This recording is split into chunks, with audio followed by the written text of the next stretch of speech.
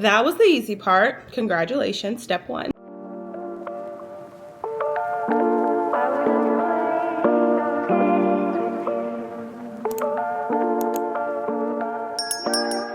What's up, guys? Welcome back to my channel. My name is Nicole, for those who don't know, and over here we talk about all things YouTube tips, tricks, and things we're learning along the way, and we discuss all things monetization journey. But today's not a monetization journey video. Today we are doing part 2 for this series I'm calling How to Start on YouTube Successfully in 2025, because anybody can start, right?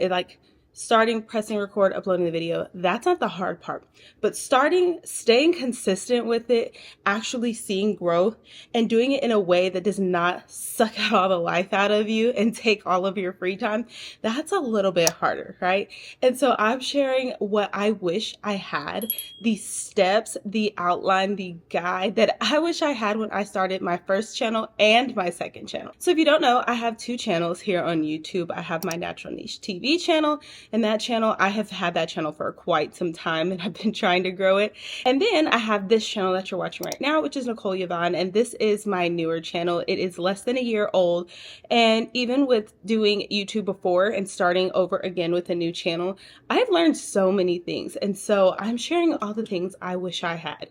Everything I wish somebody just laid out simple and plain for me instead of having to go find it in all these different areas. So last week we talked about mindset, all things mindset. So if you missed that, I will link it up in the cards and post it down below. But yeah, that is just all about how we are shifting our mindset to be prepared for this journey, because it is a journey. It's not something that's going to just happen overnight for us, right? But today's video, I'm really excited, is all about motive, why we are getting on YouTube, and all the steps we're taking to build to mode. And so if you were like, girl, what are you talking about? I feel like these are kind of like stair steps for each other. So the foundation was mindset, right? And now we're on our motive. Once we build this out, we are going to be ready to hit record and get our journey started on YouTube. But before we hit record, we got to do a little bit of homework. So let's talk motive. So simply put, motive is just your reason for doing something. Why do you want to be on YouTube? And that seems like it's really simple, right? Like, because I want to be a YouTuber, because I want to create content, because I want to grow my business. Whatever that is, I need you to get your pencil, get your paper, and write it down. And it doesn't just have to be one thing. For me, I want to share my journey of building a side hustle and possibly changing that from a side hustle to my 9 to 5. I want to share on my other channel, my journey through motherhood as a single mother, just navigating life and the different things I'm learning. Like, I want to share that. I want to inspire people to not be afraid to go after the things they want in life. I want to inspire people to live outside the box, because my journey is not the typical journey. Most people shy away from what I've chosen in life. And yeah, I just want to share and inspire people.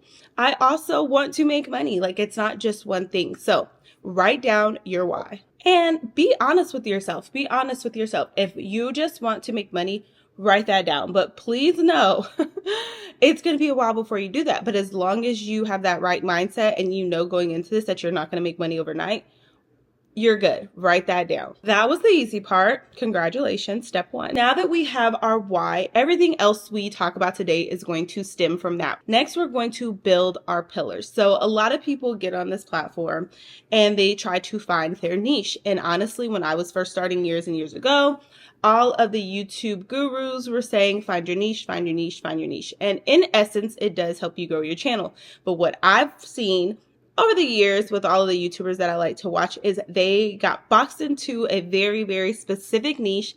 Now they're tired of it. Their life has changed. They want to try something else, and they're finding a hard time getting out of that box. I have a whole video talking about be the niche instead of finding your niche. And so I will link that as well if you want to see that. But I like to do content pillars instead of a specific niche. Now, there's a few ways you can do this, because honestly, you can have your niche be like your broad topic and then create content pillars from it. However, for me on my main channel, it's lifestyle vlog channel, I am the niche, so I pull from my interests. So for example, for me, if I were to break this down, I am the overall niche, right? Like the channel is about me. And so I talk about all things self-care and really trying to delve back into finding myself after motherhood. My other pillar is motherhood. The other one is what I feel like is my calling or my purpose in life right now, which is foster care. And the other one is my like journey through singleness and just life in general, how I'm trying to be more healthy and navigate all of these things together. That is my content and my content pillar. Or if you want to pick a specific niche, maybe it's cooking, maybe it's lifestyle, maybe it's tech. If you want to pick that specific niche, then you could create content pillars from that. So it's in essence the same thing, but for me, I am my niche. Like my channel is about me. And so that is how I do that. So that is how I structured it in my mind. And I actually like write it in my notebook too. Like it's in my notebook. I thought about this. These are the steps I've actually taken to kind of formulate in my mind how I want this to go. So in order to figure this out, because sometimes it's really hard to find what you want your content pillars to be, especially when you haven't posted anything, you haven't found out what you like per se. To talk about or film about or any of that, write down all the things you're good at, right? Like I know personally, I am good at inspiring people. This is just something I do. I like to encourage and inspire people. I am good at managing my money and budgeting. I'm learning to be good at cooking, right? Like list all the things you're good at. If you don't know what you're good at, ask somebody. Be like, hey, if you were to ask me for help with something, what would you ask me for? Or what do people typically ask you about? Like, for example, I got my YouTube channel started because people would ask me, what are you doing to your hair? Like, your hair is growing so much because I cut off all my hair. And they're like, what do you put in your hair? So that was something that I was particularly good at, was taking care of my hair. And so that was what I made videos about. So whatever people ask you about or whatever you genuinely feel like you're good at, write that down. And then in the next column, write the things you're passionate about. You might not be good at it, but what are you passionate about? Like, for example, I said I'm kind of getting good at cooking, but I am passionate about cooking and learning the recipes and having healthy meals for my family. And then from the two, which ones could you talk about for an extended period of time? Which one could you either share about your experiences learning how to do it or teach someone about? Which ones could you continuously talk about for years and years to come? Again, for me, when I was writing this down, for me, I am on a journey where I've been on this journey for a long time of singleness. So I can share so much about this journey. And even as I navigate, if I come out of this season, I still have so much to talk about because I had experienced this for years and years and years. And I can even share this as I navigate into another side of it. So for me, that's something I can continue to talk about, even past not being single, right? Or my journey through motherhood. Like this is a new experience for me. So this is something I'm learning and I can continue to talk about this. I got 18 years with this kid and probably beyond. So this is something that I can continue to talk about. So with your passions and with your things that you're really good at, what kind of overlaps? And then in the overlap, what from the two categories can you continuously discuss? That's what you're going to use for your content pillar. And if this sounds like a lot, it is okay. Pause the video and just take some time to really think about this. For me, I have been on this platform for a while and trying different things, and that is how I built my pillars. I was like, I really want to talk about this, and I really enjoy this. For example, natural hair. And after a while, I got bored.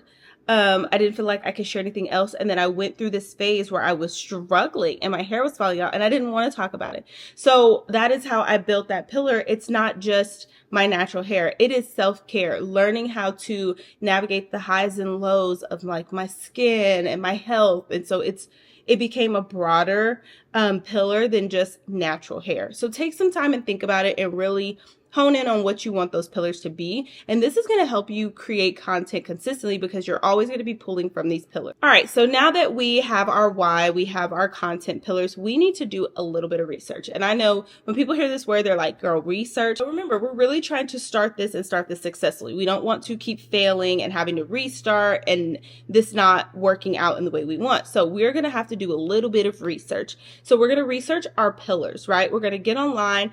And if this is something if motherhood is something I want to talk about, I'm going to research it. I'm going to look at all the things that people are researching and questioning about motherhood and see if this is actually something that's going to be able to be built upon. Am I going to be able to talk about this and actually draw an audience? Does anybody even care? So just go online, type in your pillars, do a little research. Google, you can get on YouTube, you can get on any platform, honestly, and just see, like, are people posting this? Are people watching this? Are people even asking these questions? And then also find the gaps, right? Like, what is it that nobody's talking about that you feel like is something you wish somebody would have shared with you? And then in this research, you can really figure out who you're making this content for, right? Because there's mothers all over the world, but I specifically am making videos for single moms. Now, can I talk to any mom? Yes, but my specific journey, my specific experiences are from a single mom standpoint. So I know for me, I am making my videos for single moms. All right, guys. So the last thing we need to do to finish off this foundational setup to get us really ready to hit record is to come up with a channel name and your mission statement. Now, channel name is easy, right? For this channel, I just did Nichole Mom because that is my name. Some people would like to be creative and kind of tie it to what their channel is about. My Natural Niche TV channel actually started with Natural Niche because I was doing natural hair content and that was my niche at the time. And then it kind of evolved because it's actually, my name is spelled Nichole, which is not the typical spelling. And so I left that as my channel name because Natural Niche TV, I have naturally found my niche by constantly posting. It's this whole little thing in my head and it makes sense to me and I liked it, so I kept it. But you can have a very easy channel name. The hard part is the mission statement, right? And that is basically tying in your why and how you are going to add value, what you're going to share, what is your purpose for being on YouTube, right? Like, what can people expect from you?